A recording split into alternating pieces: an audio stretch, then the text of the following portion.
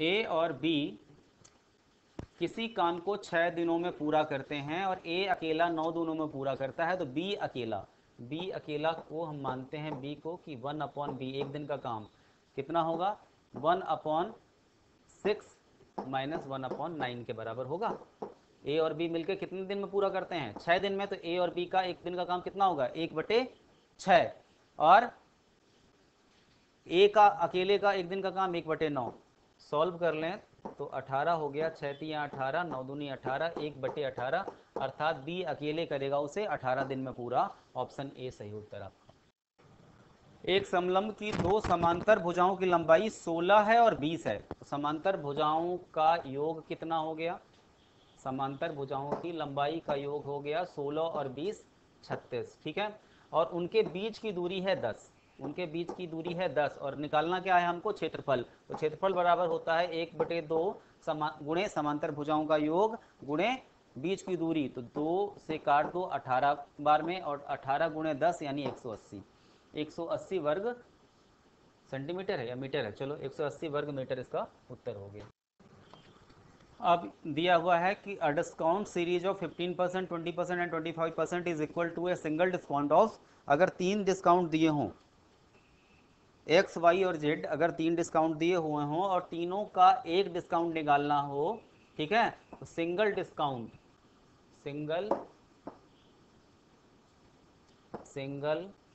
Discount is equal to होता है, अगर एक्स वाई और जेड 3 डिस्काउंट दिए हुए हों तो सिंगल डिस्काउंट होता है X plus Y plus Z minus X Y plus Y Z plus Z X upon 100 plus X Y Z upon 100 का स्क्वायर, ठीक है। ये फॉर्मूला होता है, इससे आप आराम से निकाल सकते हैं, अर्थात X plus Y plus Z कितना हो गया 25 और 15 40 और 20 60 तो हो गया पहली बार में। दूसरी बार में क्या है एक्स वाई यानी 15 दूनी 30 300, फिर वाई जेड यानी 500, फिर जेड एक्स यानी 25 गुणे 15 375 upon 100 minus X Y Z 25 गुणे 15 गुणे 20, तो 15 गुणे 20 हो गया 300 और 25 तियाँ 75 यानी 7500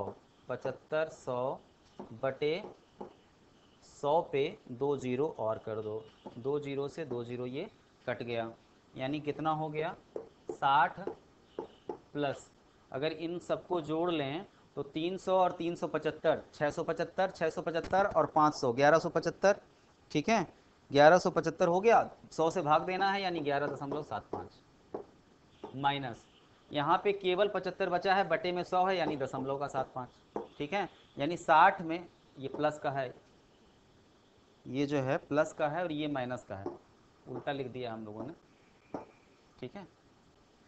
अब कितना होगा 60 में 0.75 जुड़ गया तो 60.75 माइनस 11.75, ठीक है, घटा दीजिए तो 49 आ जाएगा आपका, 49 आ जाएगा जो कि दिया है ऑप्शन बी में, ऑप्शन बी सही उत्तर इसका।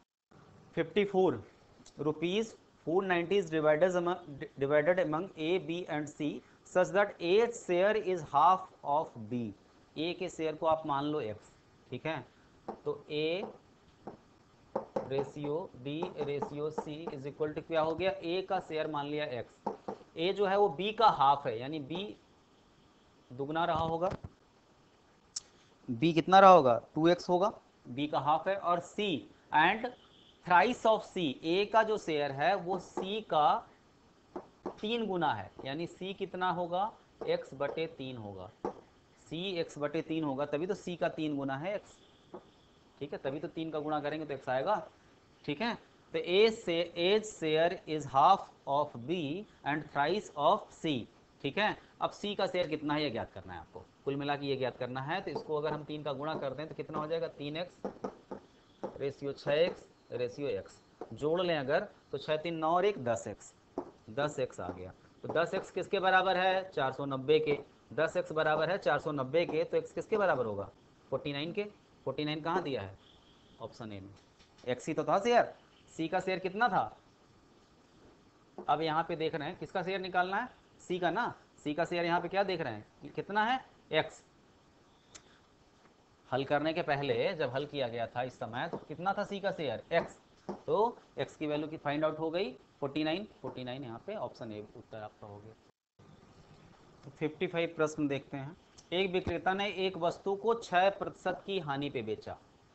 कितने पे बेचा, -6% की हानि, मतलब उसको क्रय मूल्य से क्या हुआ, 6% की हानि हो गई, मतलब 6% कम पे बेचा क्रय मूल्य से, ठीक है। अब यदि उसे 64 रुपए अधिक में बेचता तो क्या होता, 10% का लाभ होता, 10% का लाभ होता।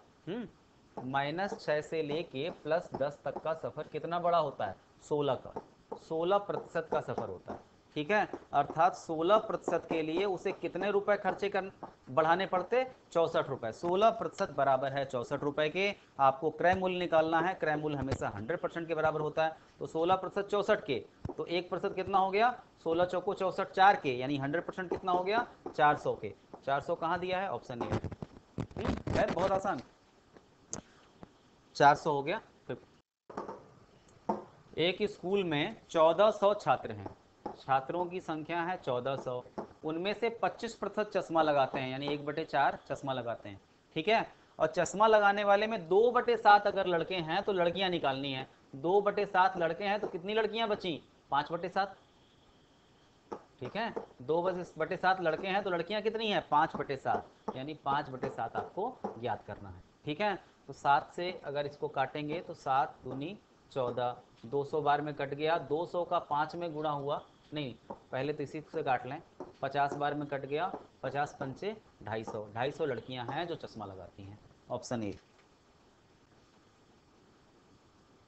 ठीक है। अगला प्रश्न देखें, 56 हो गया है, 57 देख रहे हैं। एक आदमी धारा की प्रतिकूल दिशा में, मतलब धारा की चाल अगर हम मान लें x और आदमी की चाल मान लें y, ठीक है। तो धारा की प्रतिकूल दिशा में 12 किलोमीटर प्रति घंटे की स्पीड से और धारा की अनुकूल दिशा में 18 किलोमीटर प्रति घंटे, यानी x + y 18 आ गया आपका और x - y 12 आ गया आपका। जब भी इस तरीके से हो और धारा की चाल निकालनी हो तो क्या करें, दोनों को जोड़ के 2 से भाग दे दें। आप ऐसे करके देख लेंगे तो समझ में आ जाएगा कि दोनों को जोड़ेंगे तो क्या हो जाएगा, x और x 2x हो जाएगा, y कट जाएगा, 18 12 30, यानी x बराबर 15, x बराबर 15। वैसे हमेशा याद रखें कि धारा की अनुकूल दिशा में चाल और धारा की प्रतिकूल दिशा में चाल दी हुई हो और चाल निकालनी हो नाविक की या नौके की, तो क्या करें, दोनों को जोड़ के 2 से भाग दे दें, तो 18 12 30/2 यानी 15 किलोमीटर प्रति घंटा, ऑप्शन ए। 58 प्रश्न को देख लें, 58 प्रश्न को देख लें कि इसमें क्या दिया है, a b बराबर 21, और a और b बराबर 21 तभी संभव है जब a बराबर 3 और b बराबर 7 हो। इनमें से कोई एक 3 हो, कोई एक 7 हो, उससे कोई फर्क नहीं पड़ता कि कौन 3 कौन 7, ठीक है। मगर यहाँ पे आप देख रहे हैं कि माइनस करना है, तो आप कर लें ऐसे कि a को 7 मान लें और b को 3 मान लें, ठीक है। a बराबर 7, a बराबर 7 और b बराबर 3, ठीक है। अब क्या है, अगर इसके हिसाब से दूसरे प्रतिबंध को देखें कि a + b upon a - b का होल स्क्वायर 5/4 आना चाहिए। तो a + b मतलब 10 और a - b मतलब 7 में से 3 गया 4, यानी 2 से काट लें तो 2 पंचे 10, 5/2 आया, स्क्वायर है इनका तो कितना हो जाएगा, 25/4 हो जाएगा, यानी दूसरा प्रतिबंध भी इसके हिसाब से संतुष्ट हो रहा है। यानी क्या हो गया, a बराबर 7 b बराबर 3 आपको रख लेना है। अब मान किसका निकालना है, a² + b² + 3ab का। a² मतलब 7 का स्क्वायर, 7 का स्क्वायर कितना हो गया 49, b² मतलब 3 का स्क्वायर कितना हो गया 9, प्लस 3ab का मतलब कितना हो गया, 3 × 7 = 21, 3 × 21 यानी 21 × 3 = 63, ठीक है। जोड़ लीजिए इसको,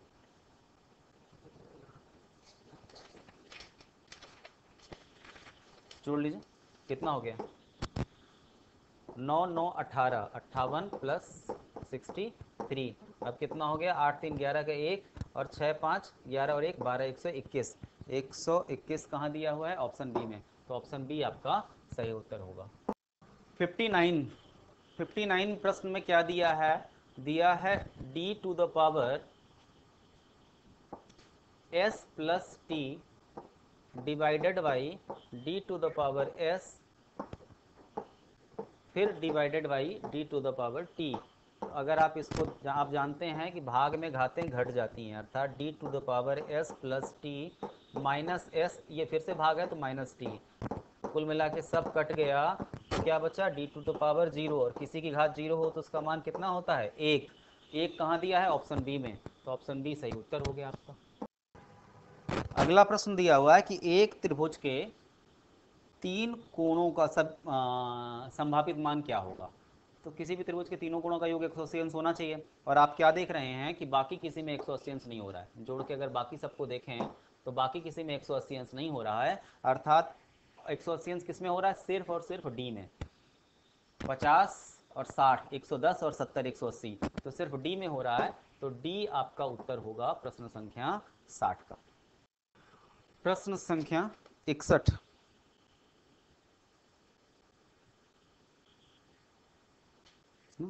प्रश्न संख्या 61 में क्या देख रहे हैं आप कि बी डी और सी ई त्रिभुज एबीसी की माध्यिकाएं हैं।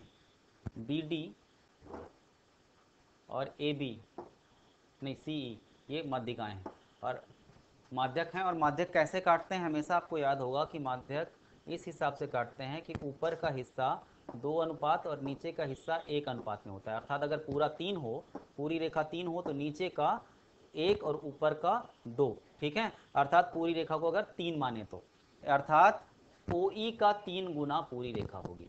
पूरी रेखा की लंबाई निकालना क्या है? CE की लंबाई भी निकालनी है हमें। CE की लंबाई कितनी होगी? जो OE की लंबाई है उसका 1/3 मतलब 7 गुणे 3, 7 गुणे 3 मतलब 21 सेंटीमीटर।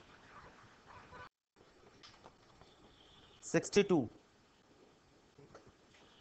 निकालना क्या है? इसमें sec square theta plus tan square theta का मान दिया हुआ है और निकालना है सेक की घात 4 थीटा माइनस tan की घात 4 थीटा निकालना है, ठीक है। तो निकालना है आपको सेक की घात 4 थीटा माइनस tan की घात 4 थीटा। अगर हम इसको a square minus B square समझें, मतलब सेक स्क्वायर थीटा का whole square minus tan square theta का होल स्क्वायर समझें, तो ये क्या हो जाएगा? Sec square theta plus tan square theta within bracket into sec square theta minus tan square theta, ये हो जाएगा, ठीक है। Sec square theta plus tan square theta का मान आपको पता है कि √3 है, ठीक है, √3 है। और sec square theta minus tan square theta का मान हमेशा 1 होता है, तो दोनों का गुणा यानी √3 दिया है ऑप्शन सी में। 63 क्वेश्चन 63, 3 अंकों की सबसे बड़ी पूर्ण वर्ग संख्या क्या होगी? 3 अंकों की सबसे बड़ी पूर्ण संख्या, 6 अंकों की सबसे बड़ी पूर्ण वर्ग संख्या आपको निकालनी हो तो 3 अंकों की सबसे बड़ी संख्या का वर्ग कर लें, 999 का वर्ग कर लें तो आपको निकल आएगा, ठीक है। और 999 का स्क्वायर कितना होता है? ये होता है 998001, और ये दिया है 998001 दिया है ऑप्शन बी में, ऑप्शन बी में दिया है, अर्थात 63 का ऑप्शन बी आपका सही उत्तर है। 50 लड़कों की एक कक्षा में 30 लड़कों का औसत 160 है। 30 लड़कों का एक औसत कितना है? 160, यानी 16 तियाँ 48, 480, 16 तियाँ 48 पर 00, 4800 हो गया 30 लड़कों का कुल लंबाई, ठीक है। और शेष लड़कों का अर्थात 20 लड़कों का औसत 165 है, तो 165 गुणे 2, 165 गुणे 2 कितना होता है? 330, तो 3300 हो गया बाकी लड़कों का औसत। कुल लड़के कितने हैं? 50, कुल लड़के हैं 50, ठीक है। तो 1 0 तो ऐसे ही कट गया, बाकी आप जोड़ लें तो आ जाएगा 8100, मतलब 1 0 तो कट ही चुका, 810/5 सॉल्व कर लें तो 5 से भाग देने का तरीका होता है कि 2 से गुणा कर लें, तो 1 दूनी 2, ठीक है, और 8 दूनी 16, 1 0 हटा दें, 162 आ जाएगा आपका उत्तर, और जो कि दिया है ऑप्शन बी में। 65 a माइनस बी बराबर 2 और a cube minus B cube बराबर 26 ऐसा दिया हुआ है। इसके लिए हम लोग क्या करें कि छोटी से छोटी संख्या लेके देख लें सबसे पहले कि a और b के कुछ छोटी संख्याएं जिनका a और b का अंतर 2 आ जाए, तो हम b बराबर 1 मान लें। सबसे छोटी संख्याएं लेके अगर चलना हो तो हम क्या करें कि b बराबर 1 मान लें और a बराबर 3 मान लें। तो a माइनस बी बराबर कितना हो गया, 2 हो गया। अब देख लें अगले पद में कि a cube minus B cube बराबर 26 आता है कि नहीं। तो a क्यूब कितना हो गया, 3 तियाँ 9 तियाँ 27 माइनस बी क्यूब मतलब 1 बराबर 26। ठीक है, तो ये दोनों प्रतिबंधों को आपको b बराबर 1 और a बराबर 3 संतुष्ट कर रहा है। ठीक है, दोनों प्रतिबंधों को संतुष्ट कर रहा है। अब आपको निकालना क्या है, a प्लस बी का होल स्क्वायर, यानी 1 प्लस 3 का होल स्क्वायर आपको ज्ञात करना है। कुल मिला के ये हो जाएगा 4 का स्क्वायर जो कि होता है 16। ठीक, तो इस तरीके से इसको आपको सॉल्व कर सकते हैं आराम से। 66 x plus Y plus Z बराबर 9 दिया हुआ है। ठीक है, x plus Y plus Z बराबर 9 दिया है और मान निकालना है x plus X minus 4 Y minus 2 Z minus 3 minus 3x minus 4 Y minus 2 Z minus 3, इसका मान निकालना है। हम क्या करें कि x माइनस 4 को a मान लें, a मान लिया। ठीक है, और क्या है, y माइनस 2 को हमने b मान लिया और इसको हमने c मान लिया। y माइनस 2 को b मान लिया और c किसको मान लिया, z माइनस 3 को। z माइनस 3 को हमने क्या मान लिया, c मान लिया। ठीक, तो ये क्या हो गया, पूरा जो सवाल हो गया वो हो गया a cube plus B cube plus C cube minus 3abc, ये हो गया। ठीक है, जब भी a plus B plus C का योग 0 हो, a plus B plus C का योग 0 हो, तो a cube plus B cube plus C cube minus 3abc का मान कितना होता है, 0 होता है। ठीक है, तो a plus B plus C का मान निकालने, दोनों सबको जोड़ के, तो x माइनस 4 है a का मान। ठीक है, प्लस b का मान कितना है, y minus 2, y minus 2, y minus 2 है। ठीक है, और c का मान कितना है, z माइनस 3। ठीक है, ये कितना हो गया, x plus Y plus Z minus 9, ये हो गया 4 2 6 3 9, 9 हो गया। और x plus Y plus Z का मान कितना था, 9 के बराबर था, ऊपर ही दिया हुआ है। x plus Y plus Z का मान भी 9 के बराबर था, तो 9 माइनस 9 बराबर 0, यानी a cube plus B cube plus C cube minus 3abc का मान 0 होगा अगर a plus B plus C का मान 0 हो तो। ठीक है, तो इसका उत्तर 0 होगा जो दिया है ऑप्शन सी में। अगला प्रश्न देखिए कि त्रिभुज एबीसी की 3 माध्यिकाएं तीनों बिंदु G पर काटती हैं, बिंदु G पर काटती हैं और इस तरीके से त्रिभुज बन गए हैं। ठीक है, तो एबीसी का क्षेत्रफल 36 हो तो आपको क्षेत्रफल किसका निकालना है, क्षेत्रफल निकालना है CGE का। CGE का क्षेत्रफल मतलब G से जो त्रिभुज मिलके बना है उनका क्षेत्रफल निकालना है, दो माध्यिकाओं के बीच का। ठीक है, तो आपको याद रखना है कि 3 माध्यिकाएं काट रही हैं, इसको चित्र से समझ लेते हैं। त्रिभुज है आपका ABC, ठीक है, और ये तीनों माध्यिकाएं AD BE और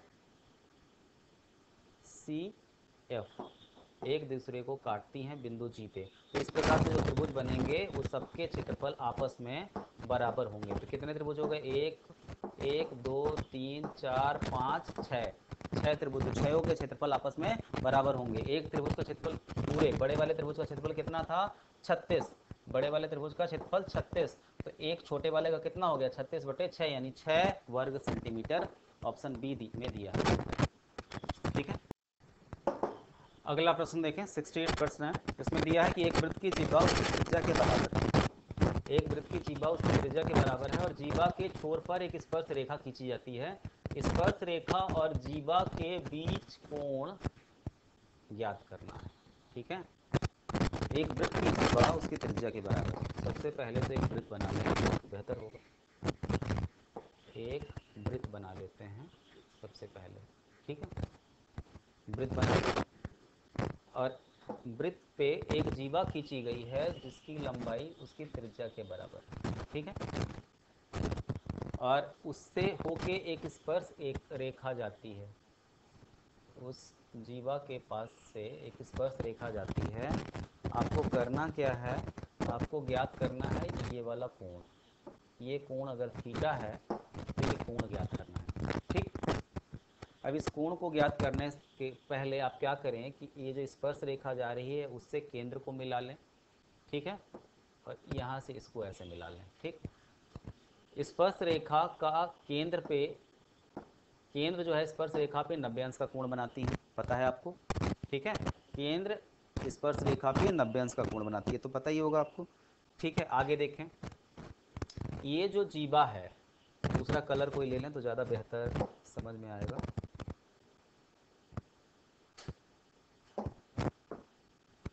ठीक है, ये जीवा की लंबाई r है, जीवा की लंबाई r है, ये वृत्त की त्रिज्या भी r है, सब तीनों भुजाएं। अब इस त्रिभुज में देखें, इसको कुछ भी मान लें, OAB, त्रिभुज OAB में तीनों भुजाएं बराबर हैं, तो तीनों कोण भी बराबर होंगे, अर्थात तीनों कोण कितने कितने अंश के होंगे, 60-60 अंश के। तो ये 90 हो गया और ये 60 हो गया। अब एक रेखा पे 180 अंश का ही तो कोण संभव है, तो 90 ये हो गया, 60 ये हो गया, तो 90 और 60 150 हो गया। तो ये वाला कोण कितना बचा, 30 अंश का। ये कोण कितना बचा, 30 अंश का। और 30 अंश यहाँ पे कहाँ दिया है, ऑप्शन ए में। तो ऑप्शन ए आपका उत्तर हो गया इस प्रश्न। 69 दिया है pi sine theta is equal to 1, pi sine theta is equal to 1 दिया हुआ है, और pi cos theta is equal to भी 1 दिया हुआ है। दोनों को हम क्या कराएं, कुछ ना करें, भाग करा दें। पाई साइन थीटा को पाई कॉस थीटा से भाग करा दें तो कितना आएगा, 1 ही आया। ये पाई से पाई कट गया, ये हो गया कुल मिला के कितना, tan theta, sine theta upon cos theta, tan theta, tan theta बराबर 1, यानी थीटा कितना हुआ, 45 अंश का। tan थीटा में 45 अंश पे tan का मान 1 होता है ना, तो थीटा की वैल्यू निकल आई आपकी यहाँ से। अब आगे सवाल में देखें, tan दिया हुआ सवाल क्या, √3 tan 2/3 थीटा, 2/3 थीटा का मान 45 अंश तो आ ही चुका है, +1,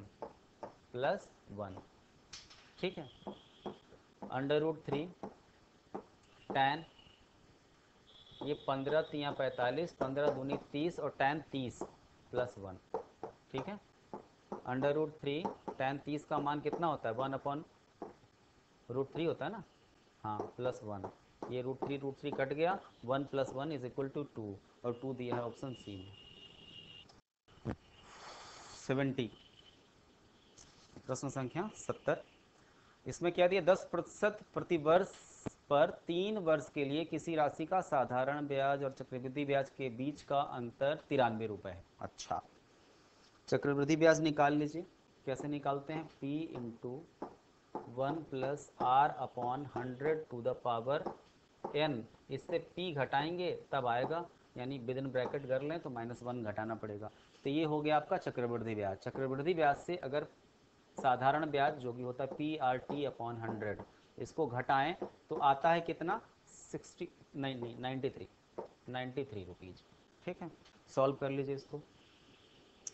P का मान ही ज्ञात करना है इसमें से, तो P पता नहीं है, 1 + r/100, r दिया है 10%, तो 10% कितना हो गया, 10 यहाँ रखेंगे तो 10 से 1 0 कट जाएगा, 10 एकम 10 और 11/10, यानी 11/10 की घात 3, 11/10 की घात 3 -1, ये हो गया, माइनस इधर कितना हो गया, P का मान पता नहीं है, R है 10 और T है 3, यानी 30P/100, 30P/100 बराबर 93। ठीक है, ये 11/10 की घात 3, यानी 11 की घात 3 होता है 1331, तो ये हो गया आपका 1331P/1000, माइनस P का गुणा 1 में हो गया, केवल P रहने दें, माइनस 30P/10 बराबर 93। ठीक है,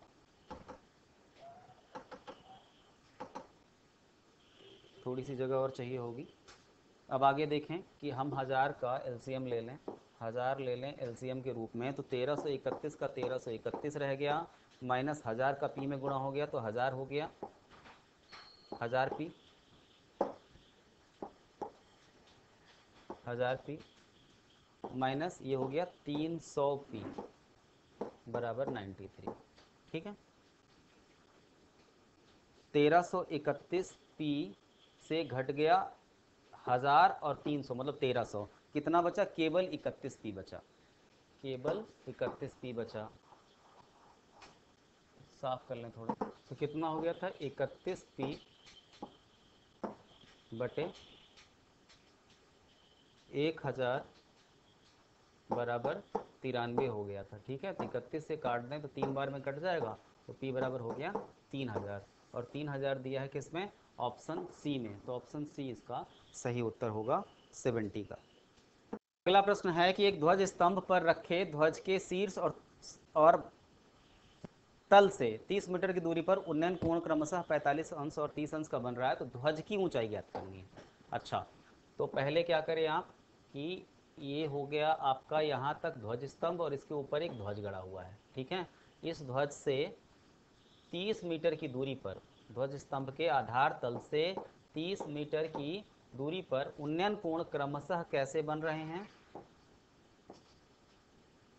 45 अंश और 30 अंश। ठीक है, अब ये देखें कि ये बड़े वाले त्रिभुज में है कोण, उन्नयन कोण कितने का है? 45 अंश का। 45 अंश का कोण तभी संभव है एक समकोण त्रिभुज में जब दोनों भुजाएं बराबर हों, अर्थात ये 30 तो ये भी 30। ठीक है, अब छोटे त्रिभुज की बात कर लें। इस छोटे त्रिभुज में उन्नयन कोण कितना है? 30 अंश का। tan 30 लगा दीजिए। tan 30 बराबर इस दूरी को x मान लीजिए, तो कितना हो गया? x/30। ठीक है, tan 30 कितना होता है? 1/√3 बराबर x बटे 30। ठीक है, तो √3 से 30 को काट देंगे तो कितना? 10√3 बार में कट जाएगा। x बराबर कितना हो गया? 10√3। √3 का मान होता है 1.732, तो मतलब 17.32 मीटर की लंबाई हो गई किसकी? ध्वज स्तंभ की। पूरी लंबाई 30 है, तो ध्वज की लंबाई कितनी होगी? ध्वज की लंबाई मतलब 30 से घटा दें हम 17.32, 17.32। तो देखें कौन सा ऑप्शन आ रहा होगा। 17.32 हम अगर घटा दें तो 12.68 बचेगा।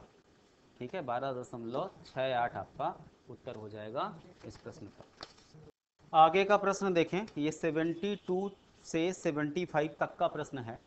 इसमें फॉरेन एक्सचेंज रिजर्व दिया गया है, अलग अलग वर्षों का एक ग्राफ है। उसमें अलग अलग वर्षों का मतलब 91 से 92 का 2640 है फॉरेन एक्सचेंज रिजर्व, और 92 93 का 3720 है। इस तरीके से अलग अलग वर्षों का फॉरेन एक्सचेंज रिजर्व दिया गया है। ठीक है, और इसके आधार पर प्रश्न पूछे गए हैं। तो अब हम लोग सीधे प्रश्नों में चलते हैं कि प्रश्न क्या है और उनके उत्तर क्या हो सकते हैं।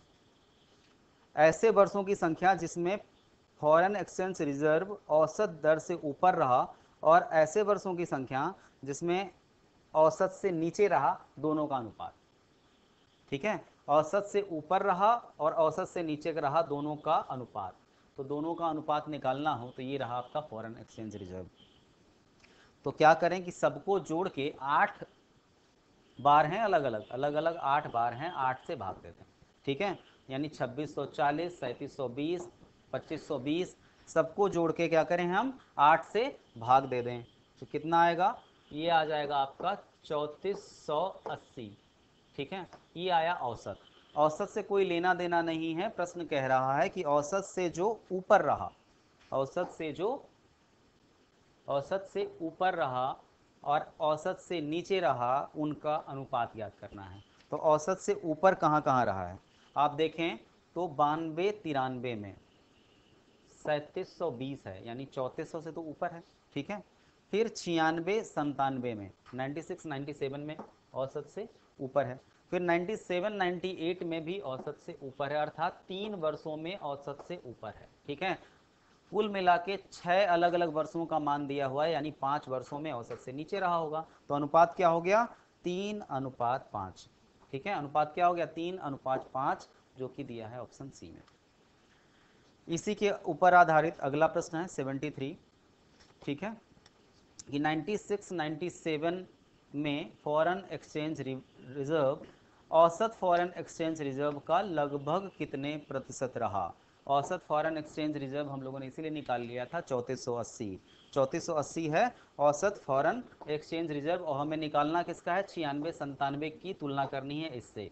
96-97 की, 96-97 में कितना रहा है? 4320, यानी हमें निकालना है इसका प्रतिशत, अर्थात 3480 4320 बटे 3480 गुणे 100, ये मान हमें ज्ञात करना होगा। सॉल्व कर लीजिएगा, ये आ जाएगा लगभग 124%, लगभग 124% के आ जाएगा, और ये दिया है कहाँ? ऑप्शन डी में, तो ऑप्शन डी आपका उत्तर हो गया। उसके बाद प्रश्न क्या कह रहा है? 74 कि 97-98 में वर्ष 93-94 की अपेक्षा कितने प्रतिशत की बढ़ोतरी हुई? 93-94 की अपेक्षा 97-98 में कितने प्रतिशत की वृद्धि हुई? 93-94 की अपेक्षा, तो 93-94 में आप देखें तो 2520 था, है ना, और 97-98 में ये 50-140 हो जाता है। कितना हो जाता है? जस्ट दुगना। देख रहे हैं आप, देखने से ही लग रहा है 2520 था और जस्ट डबल यानी 50-140 हो जाता है, अर्थात कितने प्रतिशत की वृद्धि हो गई? 100% की, 100% की वृद्धि हो गई। और 100% की वृद्धि ये किस में दिया हुआ है? हाँ, तो ये 100% किस में दिया हुआ है? देखें हम तो 100% दिया है ऑप्शन ए में, तो ऑप्शन ए इसका सही उत्तर हो गया। 74 हो गया है। अगले प्रश्न पे आ जाते हैं 75। 75 में क्या कह रहा है कि 91, 92, 92, 93 और 93-94 के औसत रिजर्वों का योग। 91, 92, 92, 93 और 93-94 के औसत रिजर्वों का योग निकालना है आपको।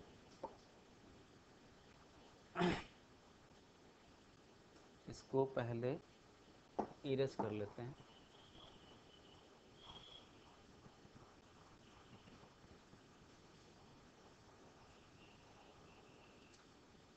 ठीक है, अब क्या है? 91, 92, 92, 93 और 93-94, अर्थात इन तीनों का योग।